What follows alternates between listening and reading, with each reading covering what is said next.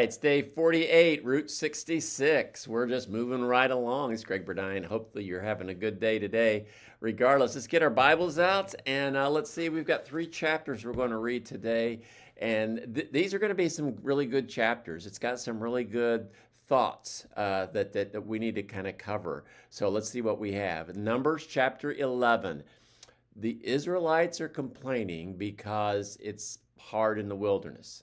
Now, it is. I mean, it's a wilderness. They're out there. They're in between. They're out of the big city, and they don't have enough to eat. They're tired of eating manna. God has provided manna every morning. They want some meat, so God provides quail. But you read in this, He also punishes them with a plague because they were so greedy. They weren't satisfied with what God had given them. And Moses is struggling with leading the people. That's a lot of people that he is responsible for. So God gives him 70 other leaders to help him with his leadership. Numbers chapter 12. Moses' brother and sister, Miriam and Aaron, they criticized Moses because he has married a Cushite woman. What it appears is, and I don't know if that's why they were criticizing him. She was not necessarily Hebrew. She had probably converted to their religion to worship God. I would assume that. However, she was not their nationality. She may have even been a black woman. But regardless, God punishes Miriam with leprosy, and then Moses prays for her, and she's healed after 7 days. And so we find out that, criticizing God and God's people and God's leaders is not a really good thing to do. But in Numbers chapter 13, a strategic chapter, Moses sends 12 spies to explore the promised land to see what it's like and to get the lay of the land so they know how to go in. They come back with a report. The land is good. The crops are good. It's a great place, a land that flows, the old traditional saying, flows with milk and honey. And yet 10 of the spies come back and they say, we can't handle it. They're giants. They're going to slaughter us. They come back with fear.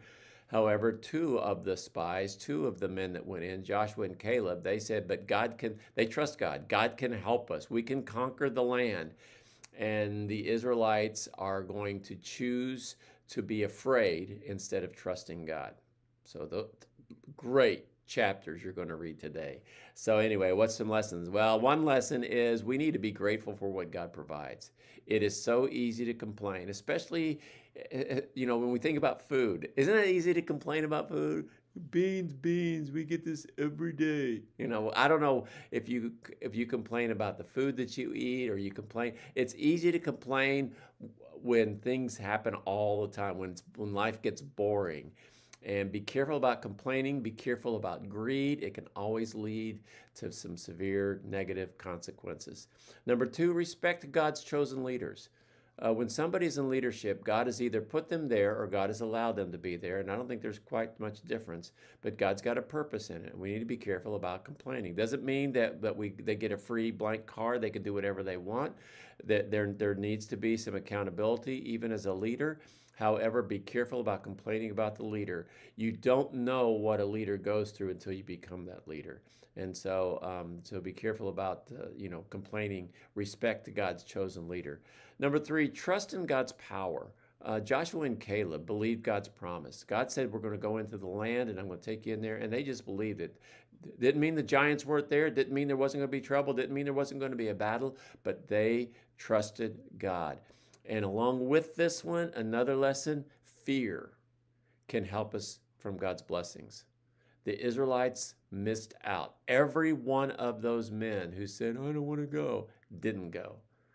God gave them what they feared. They didn't go. And instead of focusing on God's promises, they focused on their fear, and they didn't accomplish what God wanted them to accomplish. They missed their potential. I don't know if you've got something you're afraid of or timid about, or you just don't understand and believe that you can do it or that God can get you through it. However, don't let fear keep you from God's blessings. Some great lessons today. So enjoy your Bible reading today. God bless you as you spend some time in